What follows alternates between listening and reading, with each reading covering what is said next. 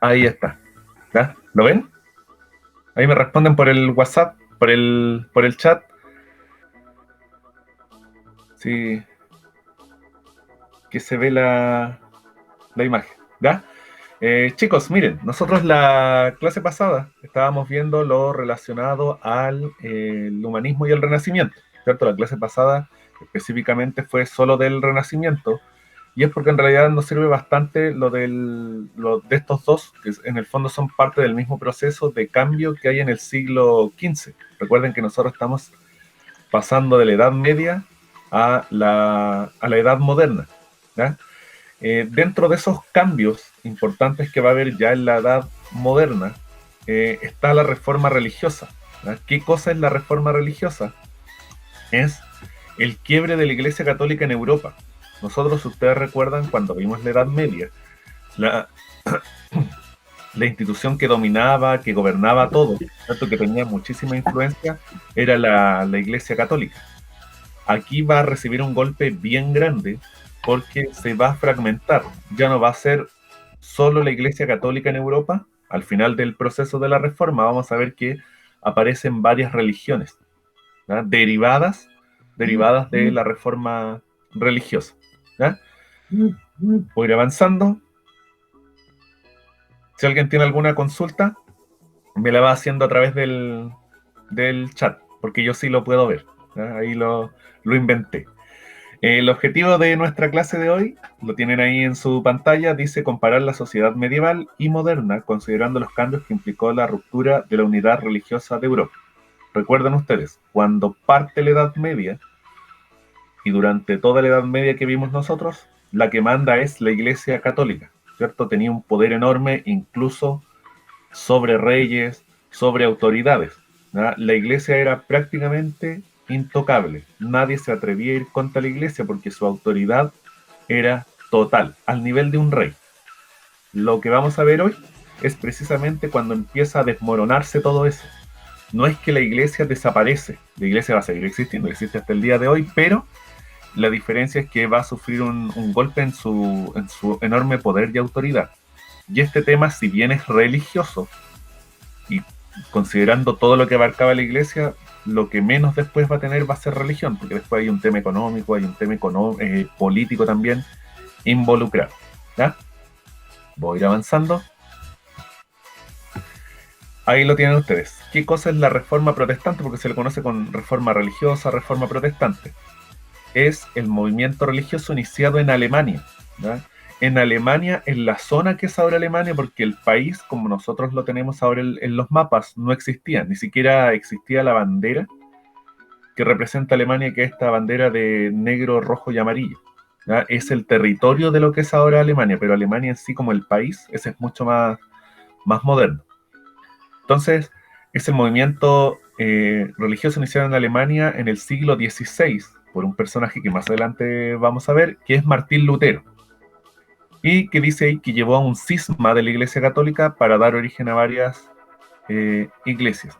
¿Qué significa un cisma? Es el quiebre de la Iglesia. Un cisma es la separación. Entonces, cuando dice ahí que llevó a un cisma de la Iglesia Católica, significa, ¿cierto?, que se empezó a separar. Eso es lo que se conoce como reforma protestante. Ahora sí. ¿Listo? Entonces, no se preocupen en todo caso porque después el PowerPoint lo voy a subir, entonces lo van a ver completo. ¿Ah? Así que la primera parte, si se ve cortado, no se preocupen. Listo, entonces tenemos la reforma protestante, qué cosa es, dónde parte y quién lo va a iniciar. ¿Ya? Es el movimiento religioso, parte en Alemania, en la zona que es ahora Alemania, es en el siglo XVI. ¿Ya? Siglo XVI, recuerden, son los años 1510, 1520, ese es el siglo XVI, para que no se pierda. Lo va a iniciar Martín Lutero y es el cisma, que es el quiebre de la Iglesia Católica. ¿Ya? Pero, aquí tenemos que ir viéndolo por parte, no es que Martín Lutero lo haya provocado todo, en realidad Martín Lutero enciende la chispa de la reforma porque la Iglesia, y que lo vamos a ir viendo, se lo explico uno por uno, arrastraba problemas desde mucho antes. y cuando les digo desde mucho antes, no es de 1 o 2 años atrás, sino que lo arrastraba desde la Edad Media, incluso casi desde los principios de la iglesia. De los leo y se lo explico. Dice ahí, ¿cierto? A fines de la Edad Media, en muchos lugares se había extendido el descontento hacia la Iglesia Católica debido a, lo primero, el lujo con que vivían numerosos obispos y cardenales, que si ustedes se dan cuenta es una crítica que aún se le hace. La Iglesia Católica en esa época predicaba mucho el tema de la austeridad, de vivir con lo justo y necesario, pero después uno miraba la forma en que vivían sobre todo los cargos más altos dentro de la iglesia, partiendo desde el Papa, los obispos, cardenales, y vivían pero con todos los lujos que uno podía tener en esa época. Entonces había una contradicción muy grande entre lo que ellos decían y lo que ellos efectivamente hacían, ¿no? Es como que yo dijera, no, qué horrible que es el que todos tomen, qué horrible que es el trago. Resulta que yo después de clase voy y me tomo 3 botellas de trago. Lo mismo pasaba con los miembros de la iglesia, ¿no? Decían una cosa, pero hacían otra, ¿ya? Y eso se fue acumulando con el correr del tiempo. Y la gente ya después ya no les creía mucho, porque claro, veían que hacían una cosa y decían una cosa y hacían otra, ¿ya? Eso es lo primero. La escasa cultura y formación religiosa de muchos sacerdotes. Ahí les voy moviendo yo el cursor. ¿Qué significa eso? Como la iglesia después prácticamente era un lugar de salvación para las personas, de vivir una vida tranquila, porque la iglesia, recuerden, la iglesia no pagaba impuestos, la iglesia podía cobrar el diezmo, el 10%, recibía ofrendas, los miembros de la iglesia eran casi intocables, entonces había mucha gente que quería entrar a la iglesia, ¿ya? Y les daba lo mismo la preparación, lo único que querían ellos era entrar para poder disfrutar de todo lo que tenían al ser miembros de la iglesia. Entonces, ¿qué empezó a ocurrir? Y que tiene relación con lo que aparece más abajo, donde dice la compra de cargos eclesiásticos, ¿ya? Prácticamente los cargos en la iglesia los vendían. El que pagaba más se quedaba con el cargo. El cargo de sacerdote, el cargo de obispo, cargos altos, cardenales, todos esos cargos en el fondo terminaron siendo comprados, ¿ya? Al final, muchos por tratar de entrar a la iglesia compraban los cargos, pero eso no significaba que tuviesen la preparación, el conocimiento de todo lo que uno espera de alguien que es miembro de la iglesia, ¿ya? Entonces tenemos el lujo, ¿ya? La escasa cultura, en cuanto a la formación, la compra-venta de cargos eclesiásticos.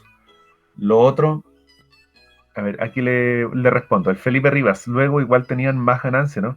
Claro, si en realidad, imagínate, supongamos que el Felipe quiere entrar a la iglesia. Entonces, ¿qué hacía? Él decía, voy a tratar de entrar a la iglesia cardenal, inmediatamente, al tiro, bien, bien arriba. Y lograba entrar de cardenal, claro, adentro prácticamente no perdías dinero porque la iglesia no iba a pagar impuestos, lo primero. Podías cobrar el diezmo, que era el 10%. Además recibías las ofrendas de la gente, que en esa época, sobre todo en la Edad Media, era extremadamente religiosa.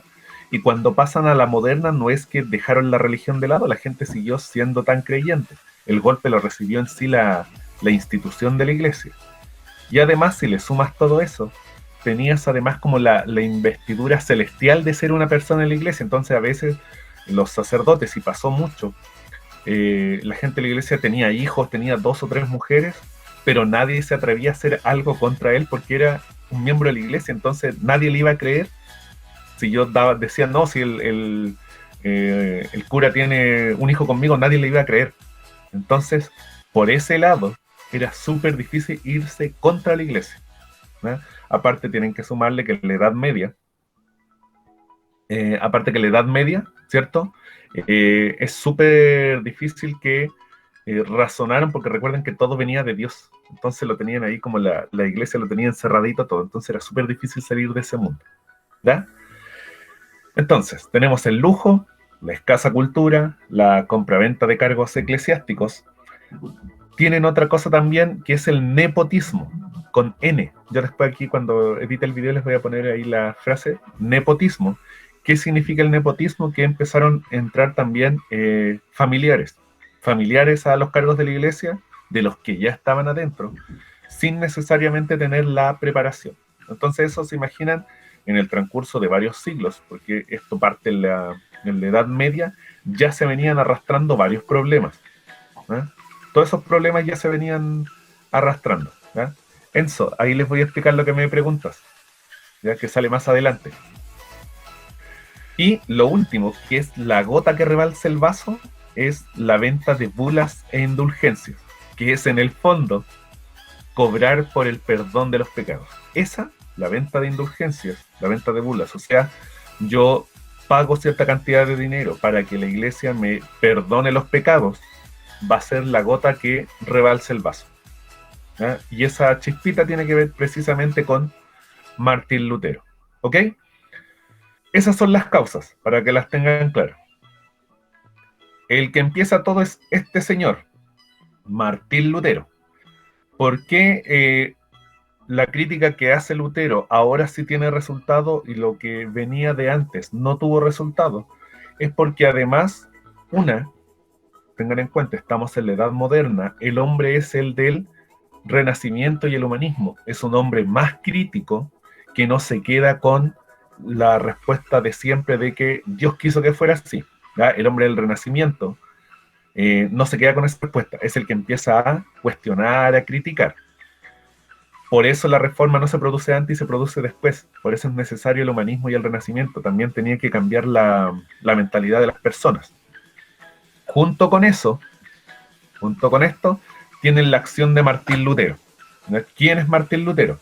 Ahí les leo y les explico. Dice, se hizo monje agustino. Los agustinos eran una congregación religiosa en 1505 y comenzó a estudiar teología, o sea, lo que para nosotros vendría a ser religión, en la Universidad de Wittenberg, esto es en Alemania, en donde se doctoró en 1512.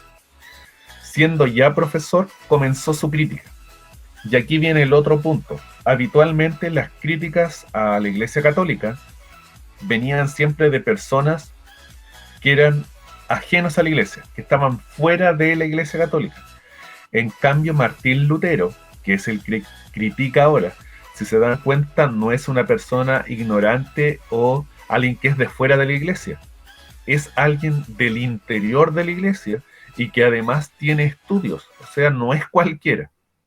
Por eso sí tiene efecto lo que hace Lutero, porque la crítica de partida viene de alguien que está inmerso en el mundo de la Iglesia y que además, ¿cierto?, tiene estudios. Incluso dice, estudió teología y se doctoró en 1512.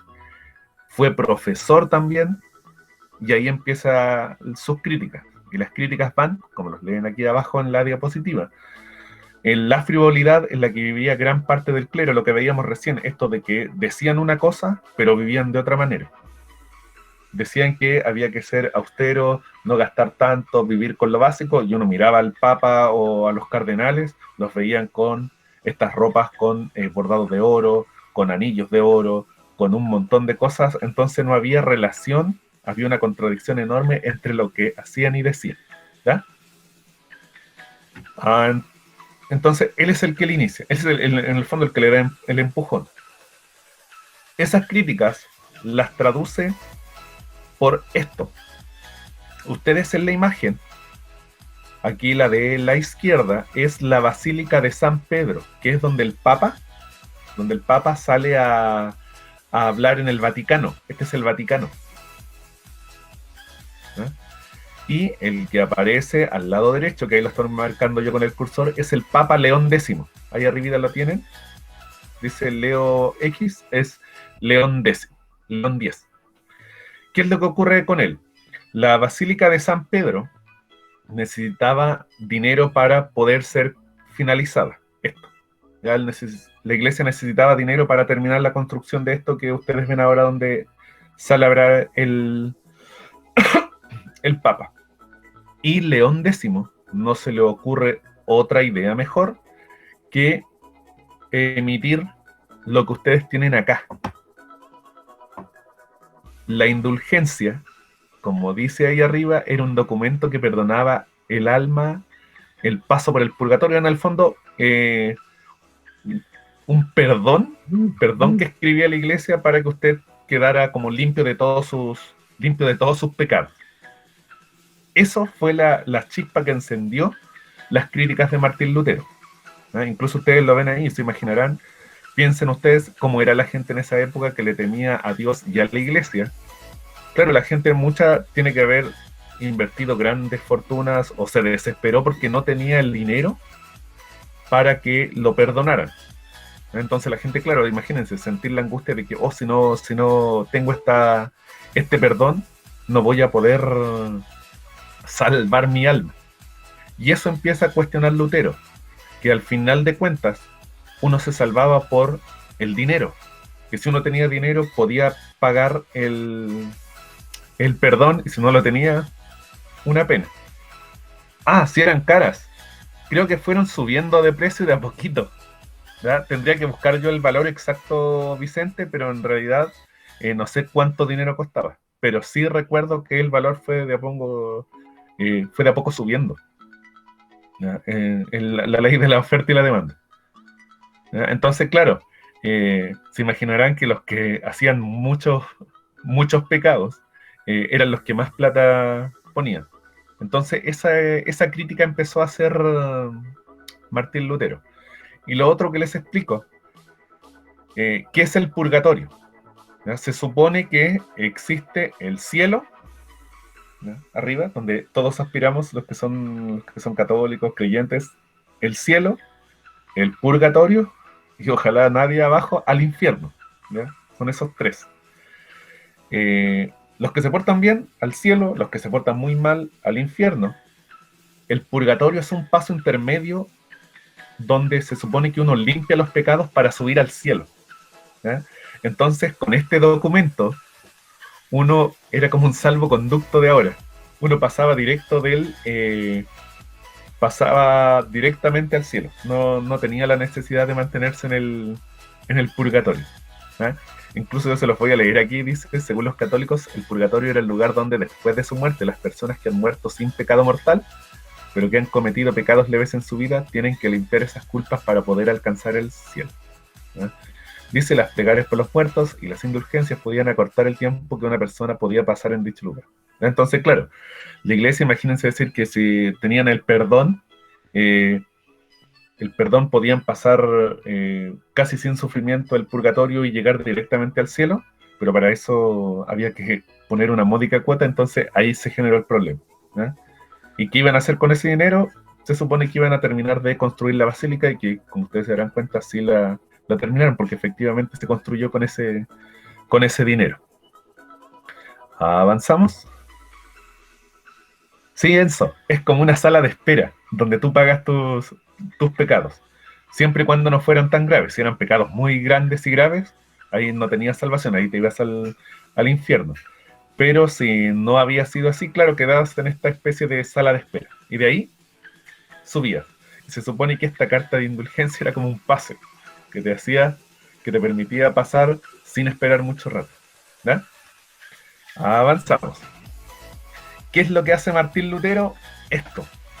Publica algo que se llaman las 95 tesis, que son las críticas que él hace a todo lo que ocurría dentro de la iglesia.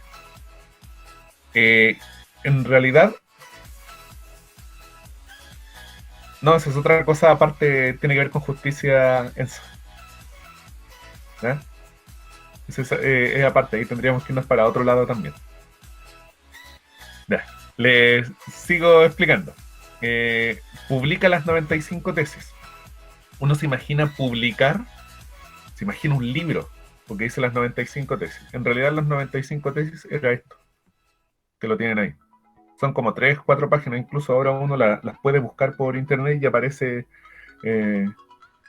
estas. ¿Qué hizo él y qué es lo que ven ustedes en la imagen? Las clavó, dejó clavado las 95 tesis en las puertas de la iglesia en Alemania, para que la gente los pudiera leer. Y aquí hay otro factor que ayuda. En esa época ya estaba la imprenta, entonces fue muy fácil que esto empezara no solo a ser leído por la gente, sino que se expandiera por varias partes de Europa. Y claro, ¿qué tenían estas 95 tesis? Todas las críticas hacia lo que postulaba la Iglesia. ¿Eh? ¿Qué planteamientos, cuáles son los principales planteamientos de Lutero? Primero, el hombre solo puede alcanzar la salvación por la fe. Según la Iglesia, hasta esa época, la gente solo por hacer buenas obras se salvaba. O sea, supongamos, yo era una persona horriblemente mala, pero ayudaba a la Iglesia con dinero. En lo que decía la Iglesia, en ese momento, yo me salvaba. ¿Ah? Lo que decía Lutero era todo lo contrario. Él decía que la salvación era por la fe. ¿Ya? Que la gente, si se arrepentía de verdad, de corazón, ahí sí se iba a salvar, independiente de lo que hiciera, porque uno podía hacer cosas muy feas y después hacía una buena obra y se salvaba. No, él decía lo contrario, que la persona finalmente se salvaba si se arrepentía de verdad. ¿Ya? Eso es lo primero. Hola, profesor. ¿Ah? Hola, profesor. Hola. Cualquier pregunta, háganlas ¿Por por el el, mensaje? por el chat. Sí, Ah, porque yo lo puedo ver. Dejen el micrófono en silencio. ¿Ya? El reconocimiento de los dos sacramentos. En la Iglesia Católica existen 7 sacramentos. Lo que decía Lutero era que solo existían 2, el bautismo y la Eucaristía. ¿Por qué decía que eran solo esos 2 y no los 7 que sostenía la Iglesia? Es porque son los únicos 2 que efectivamente aparecen en las Escrituras, en la Biblia. Por ejemplo, la primera comunión, la confirmación, eso no aparece. Entonces, él decía que la iglesia estaba aprovechando para, entre otras cosas, recaudar dinero. Entonces, él de los 7 sacramentos solo reconocía estos 2, el bautismo y la Eucaristía. Negaba la transubstanciación, que es esta palabra extraña. Esto de lo que se ve en la misa, de que se supone que la hostia es el cuerpo de Cristo y que el vino es la sangre de Cristo. Eso lo negaba Lutero. ¿Verdad? Dice la Biblia la única fuente de verdad divina, o sea que todo, todo venía desde las Escrituras, que era la única fuente de verdad.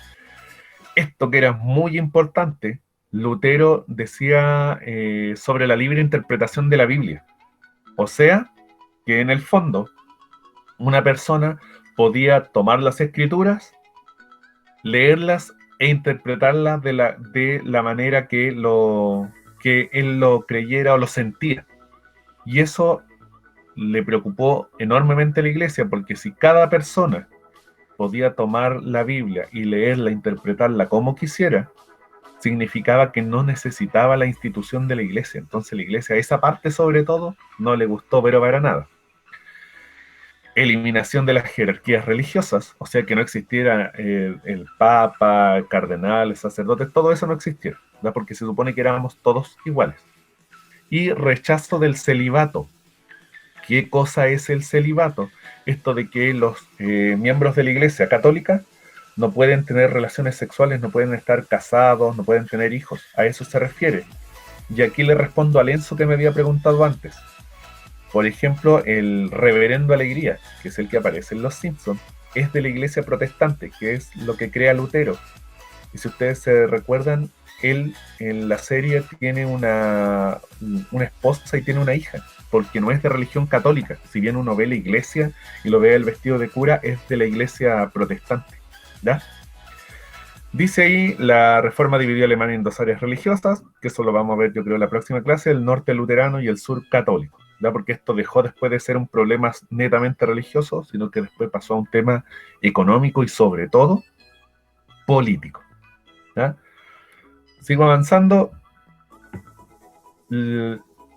La reacción de la iglesia. ¿Ya? ¿Qué ocurre? Después de todas estas críticas de lo que plantea Lutero, fueron tomados en varias partes de Europa estas críticas.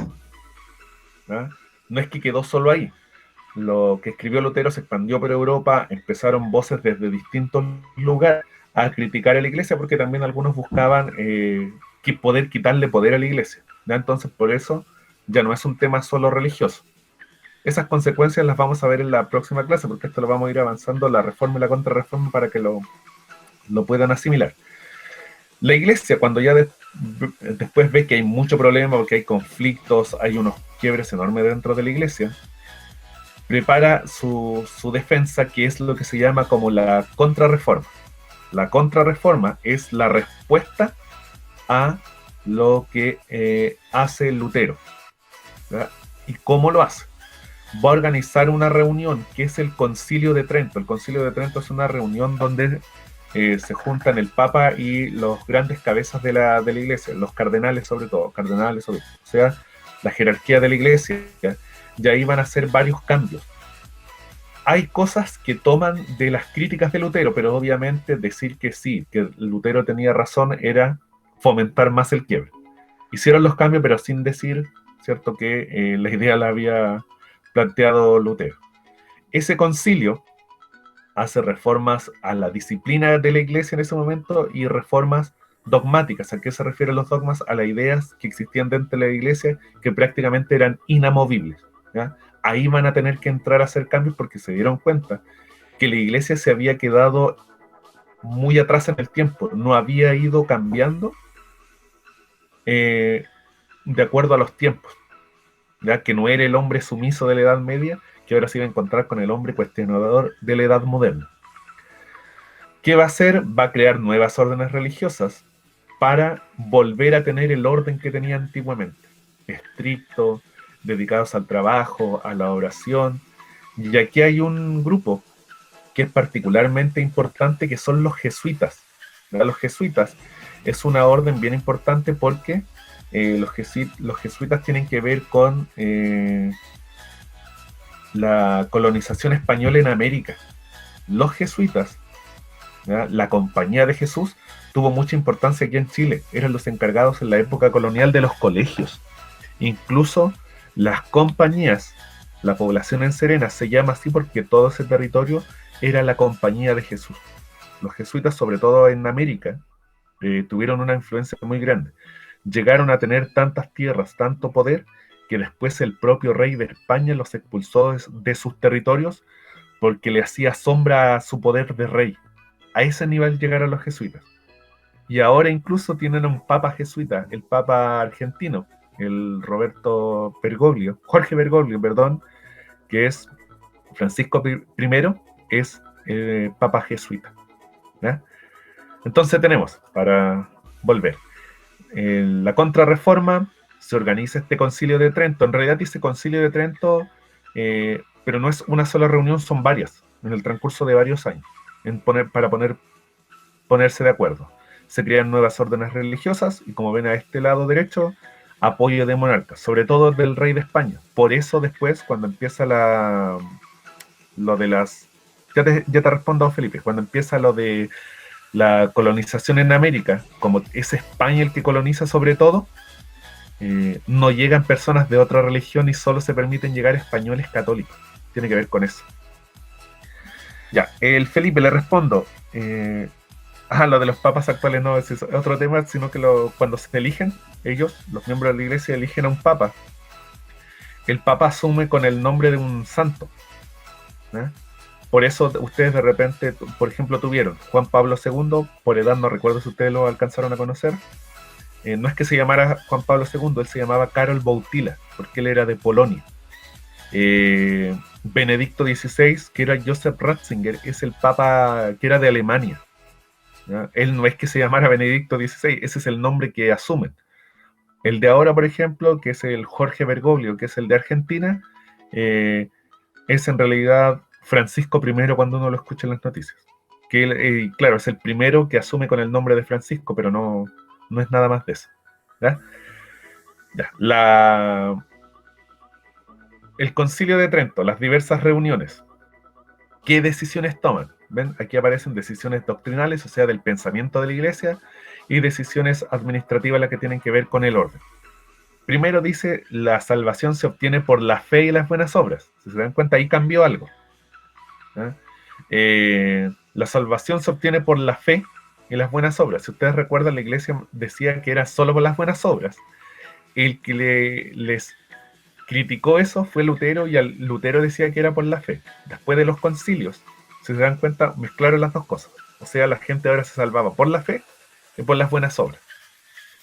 Reafirmó los 7 sacramentos.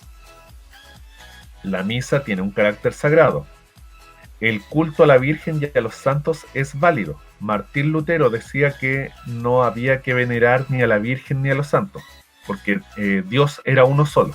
No había para qué venerar a estatuas e imágenes. Esa era una de las ideas de Lutero. La Iglesia eso no lo cambió. Se sigue, incluso ustedes lo ven, el culto a la Virgen y a los santos. La Biblia dice, y la tradición, doctrina elaborada a través de los siglos por los papas y los concilios, son fuentes de la fe. O sea, todo lo que la Iglesia hace es fuente de fe. ¿Ya? Eso no se discute. Y dice, existe una interpretación oficial de la Biblia. La Biblia aceptó que las personas pudiesen leer por su cuenta la Biblia, pero que la interpretación oficial la iban a tener siempre ellos, la Iglesia. Porque como les explicaba anteriormente, si la Iglesia aceptaba que la interpretación la podía hacer cualquiera, significaba en el fondo que no había necesidad de ir a la Iglesia. ¿Ya? Y eso hubiese terminado con la institución de la Iglesia. Las decisiones administrativas. Reafirmó el celibato eclesiástico, que eso es una pelea que hasta el día de hoy se da, ¿no? El celibato eclesiástico. Crear seminarios para la formación de sacerdotes, ¿no? O sea, colegios donde se preparara por todo este problema de que entraba gente sin preparación. Prohibir la venta y acumulación de cargos episcopales. ¿Qué ocurría antes? Que una persona que era cura podía ser a la vez obispo y sacerdote, podía tener varios cargos a la vez. Eso se prohibió, ¿ya? Se dejó de permitir. O sea, tenía que tener un solo cargo y nada más. Exigir a los obispos visitar su diócesis. O sea, a veces tenían obispos para una zona y ese obispo no iba nunca. Entonces ahora se le exigió que tenía que estar en el lugar y visitarlo. Publicar manuales de oración, un catecismo y un misal, que es lo que todavía existe. Y aquí abajo dice crear el índice de libros prohibidos, ¿ya? Y crear la congregación del índice. O sea, en el fondo, la Iglesia hizo un listado de todos los libros prohibidos y que los católicos no tenían que leer. Y como en algunas partes la Iglesia tenía mucho poder, eso era prácticamente una ley. Si uno mira ahora es el índice de libros, porque todavía existe, pero el de esa época, la gran mayoría de los libros son los relacionados a ciencias, porque la ciencia en esa época le empezó a pelear muchas cosas a la Iglesia y lo que ellos planteaban. Entonces muchos de los libros que aparecen ahí son de ciencia. ¿Ah? ¿Listo, chicos? Ahí tienen ustedes. Voy a sacar yo la presentación. Ahora sí. Voy a volver yo. Si me van a ver. Ya, ahí nos vemos todos. Listo, chicos. Eso sería todo. Espero que se haya escuchado bien.